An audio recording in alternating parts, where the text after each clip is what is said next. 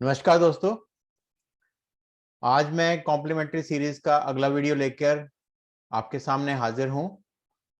अभी तक हमने देख लिया है कि 2 साल के बच्चों को फीडिंग कराने में कैसे हमें स्टार्ट करना चाहिए, कैसे उनको आगे लेके जाना चाहिए, क्या क्या दिक्कतें आती हैं उनको कैसे सॉल्व करना चाहिए। और अब हम बात करेंगे कि 2 से 6 साल के बच्चों को क्या क्या फीडिंग देनी चाहिए और इस एज में क्या इशू होते हैं जो पेरेंट्स फाइंड करते हैं और उनको मुश्किल आती है। उन सब इश्यूज को कैसे हैंडल करना है, इसके बारे में बात करेंगे। सो फ्रेंड, आप लोगों ने अगर पहले वीडियोस नहीं देखे हैं कॉम्प्लीमेंट्री सीरीज के 4 वीडियोस, तो उनको देख लीजिए, क्योंकि उसके बाद ही ये चीजें समझ में आएंगी। बहुत सारी चीजें इसमें मैं दोबारा रिपीट नहीं करूंगा, मैं वही पॉइंट्स टेकअप करूंगा जो इस स्टेज के रिलेटेड होते हैं, और बहुत सारी चीजें पहले से जो डिस्कस की हैं उनको थोड़ा थोड़ा टेकअप करूंगा। डिटेल में वो चीजें ज्यादा लूंगा जो हमने पहले डिस्कस नहीं की हैं। तो इस स्टेज में जाके 2 तरह के ग्रुप्स हम फाइंड कर सकते हैं। एक ग्रुप वो होता है जो बच्चे अच्छे से खा रहे हैं, जिनकी हैबिट्स भी ठीक है खाना खाने की, जिनके पेरेंट्स भी उनको सही तरीके से खाना खिला रहे हैं, सही टाइप का खाना खिला रहे हैं, सही तरीके से खिला रहे हैं, सही माहौल में खिला रहे हैं। सो उन लोगों को दिक्कत नहीं है, क्योंकि वो बच्चे अच्छे से खाना खा रहे हैं, पेरेंट्स सेटिस्फाइड हैं, बच्चों का वेट सही बढ़ रहा है, बच्चों की ग्रोथ सही हो रही है, बच्चों को रेगुलरली कोई हेल्थ इशू नहीं है और होना भी नहीं चाहिए अगर बच्चे अच्छे से सब चीज कर रहे हैं। ठीक है, एंड पेरेंट्स भी उनको साथ साथ में अच्छे से हर चीज हैंडल कर रहे हैं। और छोटा मोटा इशू बीमार होने के बाद आता है तो उसको टेकअप करके फिर से वो नॉर्मल रूटीन में आ जाते हैं, क्योंकि जब भी कोई बीमारी आती है तो उसके बाद खाने पे स्पेसिफिक ध्यान देना होता है, क्योंकि भूख कम हो जाती है और उसको थोड़ा सा एक्स्ट्रा अटेंशन चाहिए होता है, बच्चों को एक्स्ट्रा हेल्प चाहिए होती है थोड़े दिन के लिए। तो फ्रेंड्स, ये तो एक ग्रुप हो गया। इसमें तो सारी जनरल गाइडलाइंस हैं कि खाना कैसे खिलाना चाहिए, बैलेंस डाइट देनी चाहिए, टाइमली देना चाहिए, सही से खिलाना चाहिए, वो सारी चीजें लागू होंगी। क्या क्या खिलाना चाहिए, जो आपका घर का खाना है वही खिलाना चाहिए, न्यूट्रिशियस डाइट होनी चाहिए, बैलेंस डाइट होनी चाहिए। ठीक है, तो ये तो हो गया उन ग्रुप के लिए जो प्रॉब्लमेटिक नहीं है।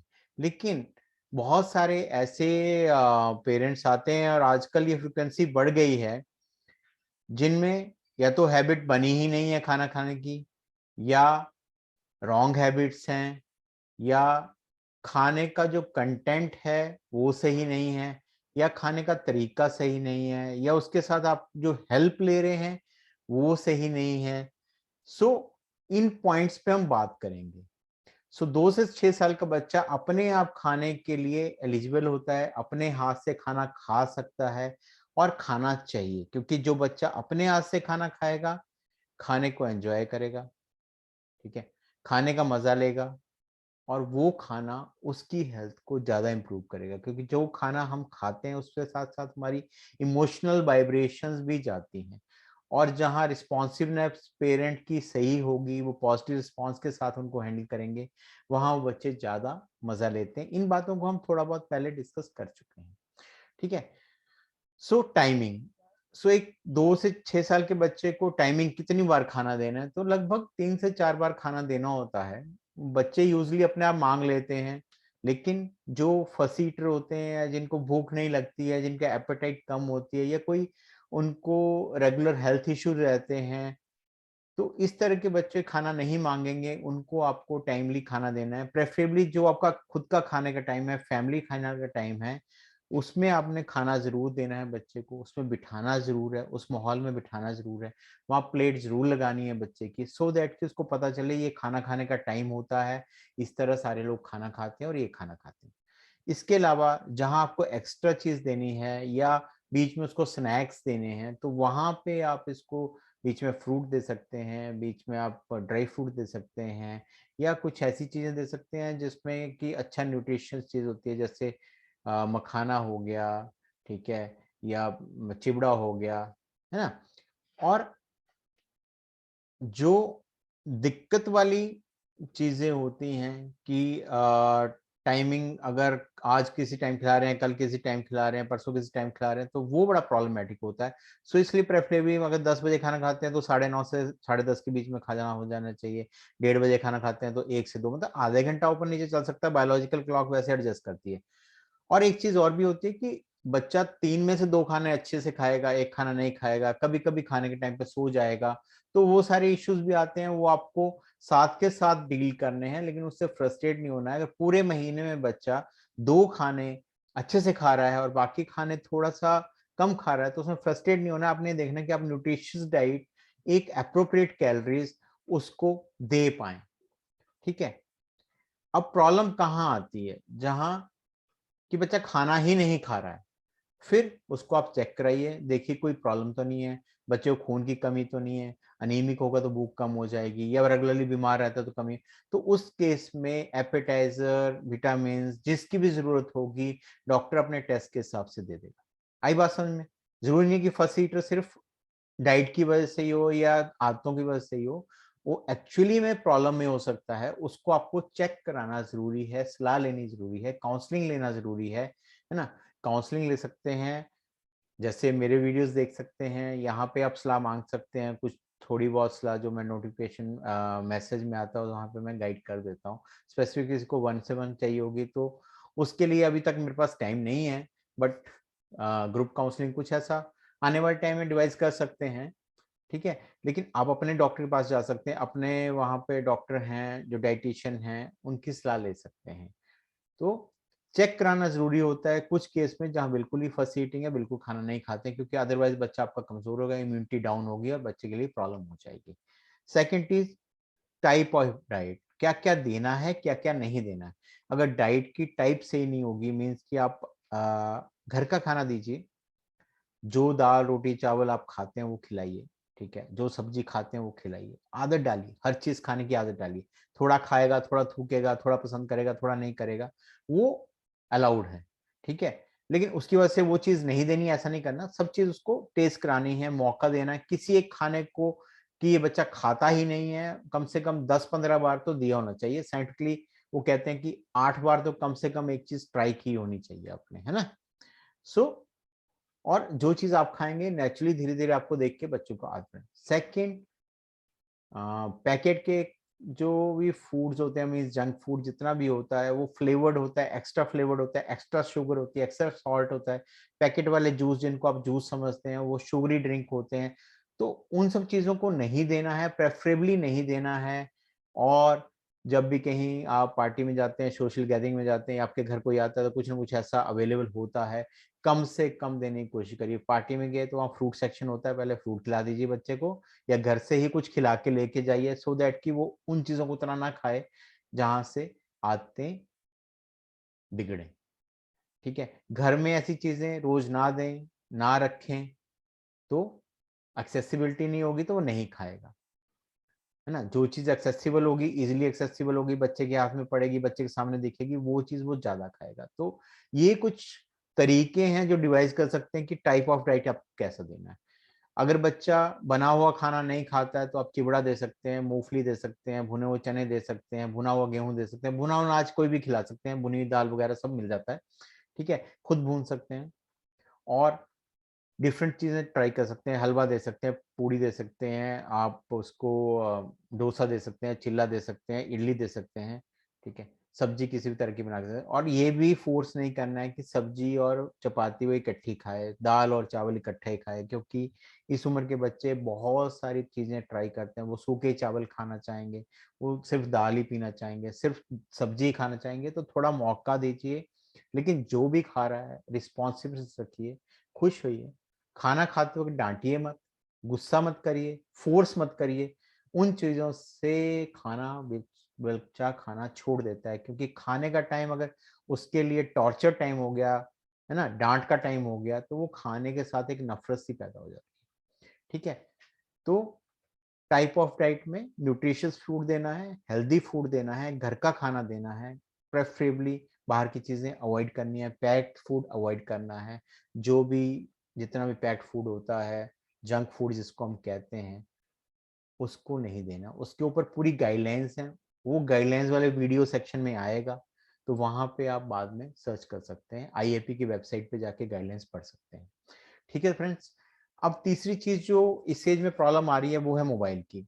बच्चों को मैक्सिमम 2 साल तक आते आते मोबाइल की इतनी लत लग चुकी होती है, या पेरेंट्स के पास भी टाइम नहीं है तो वो भी मोबाइल दे देते हैं, या आपने मेड रखी है, मेड भी उसको मोबाइल पकड़ा देती है, टीवी लगा देती है, या वो घर में ग्रैंड पेरेंट्स के पास है लेकिन उनके पास एनर्जी नहीं है तो वो भी टीवी लगा देते हैं, मोबाइल पकड़ा देते हैं। बिकॉज इजी हो गया ना, पहले बच्चे को तो खुद ही हैंडल करना पड़ता था, अब मोबाइल लगा देते हैं तो उनको लगता है ठीक है बेबी सिटर का काम कर रहा है, बट वो बेबी सिटर का काम नहीं कर रहा है, वो आदत बिगाड़ रहा है बच्चे की, और अल्टीमेटली वो मोबाइल का ना एडिक्ट हो जाता है, और फिर आपको खुद नहीं समझ आता कि इसको छुड़वाना कैसे है। और ये बहुत दिक्कत वाली बात है। आप चाह के भी उसको छुड़ाना बड़ा मुश्किल हो जाता है कि अब खाने के साथ हैबिट पड़ जाती है तो बच्चे को, आपको अगर मतलब बहुत सारे ऐसे पेरेंट्स मेरे पास आते हैं कि बच्चा खाना तभी खाता है जब मोबाइल ऑन हो या टीवी लगा हो, और जैसे ही वो ऑफ होगा वैसे ही खाना बंद, और जैसे ही ऑन होगा वो जितना मर्जी खिला दो, तो वो भी गलत है क्योंकि वो चबाएगा नहीं, पचाएगा नहीं, और या फिर ओवर ईट भी करेगा, है ना। तो ये एडिक्शन ना डेवलप हो इसके लिए आपको खाने के टाइम पे मोबाइल प्रेफरेबली यूज नहीं करना है, ऑन नहीं करना है, एक्सेसिबल नहीं करना है। ठीक है। अगर बच्चे को आपकी आदत डली ही है तो आप म्यूजिक लगा के छोड़ दीजिए, आप कहीं दूर रख दीजिए, लेकिन उसकी स्क्रीन ब्लैक कर दीजिए, कुछ भी कर दीजिए, मतलब स्क्रीन विजिबल ना हो। म्यूजिक आवाज अगर शुरू में छुड़वाने के लिए आपको धीरे धीरे उसको कम करना है, आप स्टार्ट कर सकते हैं धीरे धीरे उसको बिना म्यूजिक के भी खाना खिलाइए, बिना मोबाइल के भी खाना खिलाइए, सो दैट कि नॉर्मल हैबिटस में खाना खाने की आदत पड़े। ठीक है। तो ये हो गया मोबाइल की वजह से। अब प्ले, खेलते नहीं है बच्चे या खेलते ही रहते हैं, दोनों ही वजह से बच्चे खाना नहीं खाना चाहते हैं। तो खेलते नहीं है तो एनर्जी यूज नहीं होगी, एनर्जी यूज नहीं होगी तो भूख नहीं लगेगी, भूख नहीं लगेगी तो खाना नहीं खाएगा। ठीक है। खेलने से अच्छे हार्मोन्स क्रिएट होते हैं, बॉडी में एंडोर्फिन रिलीज होता है, एक्टिविटी होती है, तो भूख लगती है ना, एनर्जी यूज होगी तो भूख लगेगी। और कुछ बच्चे सिर्फ खेलते ही रहते हैं, जो always keep on moving here there, लेकिन वो खाना नहीं खाते, तो वो भी एक दिक्कत है। तो उन बच्चों में तो ये आप ये कर सकते हो कि उनको जो उनका टाइम है, प्रेफरेबल टाइम, खेलते खेलते उनको खाना दे दीजिए, और जो आपका खाने का टाइम है उस टाइम उसको बिठा के खाना खिलाने की कोशिश करिए। ठीक है। ताकि एक हैबिट बने, biological clock, biological rhythm start हो कि उसको भूख भी लगे, उसको पता भी हो कि मुझे खाना खाना है। ठीक है। और कुछ बच्चे भूख लगते ही ना, उनको पता नहीं चलता लेकिन वो चिड़चिड़े हो जाते हैं, गुस्सा हो जाते हैं, रोने लग जाते हैं, और आपको समझ नहीं आता कि आप क्या करें। तो अगर कभी ऐसा हो रहा है, कंटिन्यूअसली हो रहा है कि जो खाने के टाइम से कुछ देर पहले या कुछ देर बाद उसको वो रो रहा है, तो आप ट्राई करिए उसको खाना ऑफर करने की। हो सकता है खाना खाए और वो प्रॉब्लम सॉल्व हो जाए, क्योंकि बहुत बार बच्चों को, जैसे मान लो आज बच्चा 6 बजे उठ गया, उसका खाने का टाइम जो है 9 बजे है, और उसको भूख जो 8 बजे से लगने लग गई है, और वो 8:30 तक वो फंसी और इरिटेटिंग हो जाएगा, तो उसको कई बार खाना चाहिए होता है। तो वो चीज भी आपको, मतलब छोटे बच्चे के साथ बहुत सारी चीजें समझनी है, और आपने अपने आप एनालाइज करना है कि अच्छा ये भी हो सकता है, ये भी हो सकता है, लेट्स ट्राई दिस। ठीक है। कोई हार्ड एंड फास्ट रिटर्न आपको कहीं भी नहीं मिलेगा गाइडलाइन, या मैं जो बोल रहा हूँ कि जैसा मैं बोल रहा हूँ वैसा ही होता है हर बच्चे के साथ और हर दिन वैसा ही होता है, ऐसा कुछ नहीं मिलने वाला है। पेरेंटिंग अपने आप में एक स्किल है जो कि ट्रायल पे आती है, सीख के आती है। आपको मैं टिप्स दे सकता हूँ, बहुत सारे टिप्स मुझे अपने बच्चों को पेरेंटिंग करने में मिली हैं, बहुत सारे टिप्स मुझे पेरेंट्स बता के जाते हैं जब वो आते हैं कि ऐसे नहीं ऐसे करना पड़ा तो बच्चा ठीक है ना। तो मेरा काम क्या है कि उन सब चीज़ों को मैं नोट कर लूँ, याद रख लूँ, और आप लोगों को दूँ ताकि आप उनको मैनेज करें। कुछ चीज़ें साइंटिफिक हैं, वो मैं इसमें इनकॉर्पोरेट करता हूँ, लेकिन सादी भाषा में, ताकि आपको समझ भी आए और आपको फ़ायदा भी हो। अगर मैं इसको टोटली साइंटिफिक लेवल पे ले जाऊँगा तो फिर आपको मज़ा नहीं आएगा और आप सुनेंगे नहीं और आप अप्लाई भी नहीं करेंगे। ठीक है? तो अगर मुझे यही वीडियोज़ मेडिकोज़ के लिए बनाने हैं या अ, हेल्थ केयर वर्कर्स के लिए बनाने हैं तो किसी और लेवल के बनाने पड़ेंगे। ठीक है? तो ये जनरल पब्लिक के लिए बनाए हैं, लेकिन ये सबके काम आ सकते हैं। किसी को भी अगर काउंसलिंग करनी है, पीडियाट्रिक्स में काम करना है, नर्सेज हैं, हेल्थ केयर वर्कर्स हैं, वो सब इन वीडियोस को यूज़ कर सकते हैं। उनको भी ये नॉलेज अल्टीमेटली यूज़ करनी ही पड़ती है, और धीरे-धीरे हर कोई यूज़ करता है ना? एक्सपीरियंस के साथ-साथ ये नॉलेज बढ़ती जाती है। एक्टिविटी की बात कर ली हमने। अब सब कुछ ठीक है, मॉनिटरिंग करना ज़रूरी है। तो मॉनिटरिंग अगर तो बच्चा सही से खा रहा है, आपको पता है सही खा रहा है, कोई दिक्कत नहीं है, वेट बढ़ रहा है, हेल्दी है ना? लेकिन अगर ओवरवेट हो रहा है या अंडरवेट रह रहा है, हाइट नहीं बढ़ रही, खाना प्रॉपर दे रहे हैं, फिर आप उसको मॉनिटरिंग करना। मॉनिटरिंग मीन्स आपको एक चार्टिंग करनी है, आपको एक कॉपी लेनी है, आपको एक डायरी बनानी है, डाइट डायरी बनानी है। अगर आप रूटीन में बना दें तो बहुत अच्छा है। एक ऊपर टाइमिंग लिख दीजिए, साइड में टाइम लिख दीजिए ना, डेट डाल दी, टाइम लिख दिया, क्या खाया, है ना? ये डेट इतने बजे, मान लो दूध पिया उसने तो 8 बजे या 7 बजे दूध 100 ml, 150 ml, है ना? 9 बजे अगर उसने चपाती खाई, 9 बजे चपाती आधी खाई तो आधी कर दी उसकी, उसके साथ सब्जी खाई, कितनी खाई, 2 चम्मच खाई, आधी कटोरी खाई, वो लिख दिया। ठीक है, अगला 10-11 बजे कुछ खाया, 12 बजे कुछ खाया, वो नोट कर दिया। साथ के साथ भी नोट कर सकते हैं, या आप 2 टाइमिंग रख सकते हैं, 2 मिनट दोपहर को लगाइए, 2 मिनट शाम को लगाइए, ईजिली बन जाती है।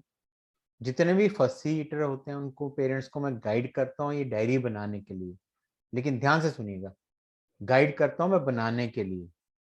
100 में से 80 लोग डायरी बना के नहीं लाते हैं, और उनका एक ही जवाब होता है, टाइम नहीं मिला। अब 4 मिनट बच्चे के लिए निकालना कोई मुश्किल काम नहीं है। जब नेक्स्ट टाइम मैं उनको बोलता हूँ कि अगली बार से या तो डॉक्टर चेंज कर लीजिए या डायरी बना के लाइए, ठीक है, क्योंकि आप उतने ही पैसे खर्च ले, लेकिन फायदा आपको 50% से भी कम मिल रहा है, तो फायदा क्या मेरे पास आने का, है ना? एक बार मैंने बता दिया ऐसे ऐसे खिलाना है, तो हर बार आने का फायदा क्या? अगर मैं फॉलोअप पे बुला रहा हूँ हर एक महीने बाद, तो वो इसलिए बुला रहा हूँ कि मुझे कुछ देखना है, मुझे देखना है इम्प्रूव क्या हो रहा है, क्या बच्चा खाता है, क्या पसंद करता है, कौन सी चीज़ सही खिलाई जा रही है, कौन सी चीज़ गलत खिलाई जा रही है। तो वो जब तक नोट करके नहीं लाएँगे, तो मैं क्या गाइड करूँगा? ऐसे ही हर डॉक्टर के साथ प्रॉब्लम आती है। ये पीडियाट्रिक्स में डाइट डायरी बहुत इम्पोर्टेंट होती है, या किसी को हेडेक रहती है तो हेडेक डायरी इम्पोर्टेंट होती है, किसी को एब्डोमिनल एक रहती है, क्योंकि बहुत बार वो प्रॉब्लम्स ऑर्गेनिक नहीं होता है। ऑर्गेनिक मीन्स अंदरूनी कुछ नहीं होता है, वो एक्चुअली में हैंडलिंग करनी पड़ती है उन चीज़ों की, तो वो हम समझेंगे तभी तो हैंडलिंग करेंगे। ठीक है, तो डायरी आपके लिए भी इम्पोर्टेंट है कि आपको पता चल जाता है, आज बच्चा ऐसा खा रहा है, 15 दिन सही खा रहा है, अब ये 16वें दिन से बच्चे ने 5 दिन के लिए सही नहीं खाया, तो भई डॉक्टर के पास जाने का टाइम हो गया, कुछ ना कुछ गड़बड़ है जो 5 दिन से बच्चा सही नहीं खा रहा। 1-2 दिन बीच में नहीं खाया चलता है, ठीक है? कभी बच्चे का मन नहीं है, कभी बच्चे को भूख नहीं है, कभी पेट अच्छे से साफ नहीं हुआ, है ना? तो कभी उसने ज़्यादा खा लिया था, कभी उसकी पसंद की चीज़, तो ऑकेजनली नहीं खा रहा है ठीक है, लेकिन 5-6 दिन लगातार नहीं खा रहा और बच्चा एज़ सच बीमार नहीं है, फिर भी आपको जाके सलाह लेना बनता है ना? तो ये डायरी उसमें भी फ़ायदा करती है, लेकिन जो फर्स्ट ईटर होते हैं, जो बच्चे खाना नहीं खाते हैं, जहाँ प्रॉब्लम्स आ रही है, वहाँ ये नोट करना बहुत ज़रूरी है। फिर उसमें स्पेसिफिक पॉइंट्स भी बताता हूँ कि टीवी देखते तो खाना नहीं खाते, खेलते कितना है, सोते कितने बजे हैं, है ना? खाने-खाने का टाइमिंग क्या है, प्लेस क्या है, एक्टिविटी क्या है, तो वो सारी चीज़ें जब नोट करके लाते हैं, तो बहुत सारी चीज़ें हैंडल करना ईज़ी हो जाता है, और बच्चे को पेरेंट्स के लिए मैनेज करना ईज़ी हो जाता है। सो फ्रेंड्स, इन सब चीज़ों को सुनने के बाद आप अप्लाई करिए, मेरे साथ बने रहिए, अपनी क्वेरीज़ भी भेजिए। फिर भी हेल्प नहीं मिलती है तो आप काउंसलिंग लीजिए, आपके वहाँ पे जो पीडियाट्रिशियन हैं, जो बच्चों के हॉस्पिटल हैं, वहाँ कोई ना कोई पीडियाट्रिशियन, उनके काउंसलर होंगे, डाइट न्यूट्रिशन वाले होंगे, उनसे आप मिल सकते हैं। नहीं तो अ, आप मेरे को मैसेज कर सकते हैं यूट्यूब पे, वहाँ पे मैं कोशिश करूँगा कि आपके लिए हेल्प कर सकें। कोचिंग कॉल्स का भी स्टार्ट नहीं किया है, बिकॉज़ इश्यू टाइमिंग का है। मैं कहूँ कि हाँ, मैं आपको कोचिंग दे दूँगा 1 टू 1 या ग्रुप कोचिंग, और मेरे पास टाइम ना मिले, बिकॉज़ कभी भी कॉल आ जाती है, कभी भी इमरजेंसी आ जाती है, तो अगर आपने टाइम लिया है, मेरे पास टाइम नहीं है, तो फिर उसका कोई फ़ायदा नहीं है ना? तो अभी तक वो चीज़ मैं शुरू नहीं कर पा रहा हूँ। जैसे ही उस चीज़ की फैसिलिटी बनेगी तो वो भी शुरू करूँगा, ठीक है? तब तक मैं जितनी आपकी हेल्प कर सकता हूँ, मैं कर रहा हूँ, ठीक है? आप लोग इसी तरह से चैनल के साथ बने रहिए। बहुत सारे सजेशन आए हैं पिछले कुछ महीनों में, मैं नोट कर रहा हूँ, और धीरे-धीरे उन पॉइंट्स को मैं देख रहा हूँ कि कौन-कौन से वीडियोज़ ज़रूरी हैं, उनको मैं बीच-बीच में बनाना शुरू करूँगा, है ना? तो अलग से एक तो सीरीज़ चलती रहेगी, एक अलग से वीडियोज़ आते रहेंगे जो लोगों की ज़रूरत है ना? जैसे कॉन्स्टिपेशन पे काफ़ी सारे लोगों ने पूछा है, उसके बाद किसी ने इंजरी पे पूछा है, किसी ने स्लीप के बारे में पूछा है, किसी ने एंगर के बारे में पूछा है। तो ऐसे बहुत सारे डिफरेंट टॉपिक्स हैं। सो धीरे धीरे उन टॉपिक्स को भी मैं लेना शुरू करूंगा और सीरीज भी चलती रहेंगी। सीरीज में भी बने रहिए, उन वीडियोस को भी आप फॉलो करते रहिए। और एज के साथ साथ 20 साल तक गाइडलाइंस डालनी है, तो आपके साथ साथ मुझे भी बहुत लंबे समय तक बने रहना है ना। तो 4-5 साल तो लगेंगे कि ये पूरी सीरीज हम डाल सकें, और तब तक जो भी एक्स्ट्रा क्वेरीज होंगी वो भी इकट्ठा होता जाएगा। तो ये कभी खत्म ना होने वाला सिलसिला है, ये चलता ही रहेगा। बस आप लोग साथ में बने रहिए, मोटिवेट करते रहिए, क्वेश्चंस पूछते रहिए, और जहां कहीं आपको लगता है कि और एक्स्ट्रा क्वेरीज हैं, वो उसी वीडियोस में आप दे दीजिए। तो फ्रेंड्स, आज का वीडियो इसी के साथ मैं खत्म करने की इजाजत चाहूंगा। वीडियोस अब थोड़े लंबा हो रहे हैं, सो पेशेंस रखिए। जो भी आपको मिलेगा वो बेहतर ही मिलेगा, ठीक है। अगर किसी को ये लगता है कि छोटे वीडियोस चाहिए, छोटी छोटी टिप्स चाहिए, तो फिर वो मुझे अलग से छोटी छोटी टिप्स वाले वीडियो भी बनाने पड़ेंगे, लेकिन वहां पे मैं पूरी बात नहीं रख पाता हूँ, ठीक है। तो दोनों ही टाइप के ऑडियंस रहते हैं। कुछ का अटेंशन स्पैन कम होता है कि वो बड़े वीडियोस नहीं देख पाते हैं, तो उनके लिए छोटे वीडियोस भी बनाता हूँ। बट मुझे लगता है कि डिटेल में जब हम डिटेलिंग करते हैं तो ज़्यादा फायदा होता है, आप अच्छे से समझ पाते हैं। ठीक है फ्रेंड्स, आपके सजेशन का इंतज़ार रहेगा। और वीडियो को पहली बार देख रहे हैं, सब्सक्राइब कर लीजिए चैनल को, नोटिफिकेशन ऑन कर लीजिए, और अपने फ्रेंड्स फैमिली सर्कल्स में शेयर करिए, क्योंकि ऑलमोस्ट हर घर में एक छोटा बच्चा तो होगा ही, है ना। मतलब न्यूबॉर्न से लेके 18 साल तक कोई ना कोई तो घर पे होगा ही होगा। तो इसलिए हर घर में अगर चैनल पहुंच जाएगा तो हर घर को फायदा होगा। ठीक है, थैंक यू दोस्तों, गुड नाइट।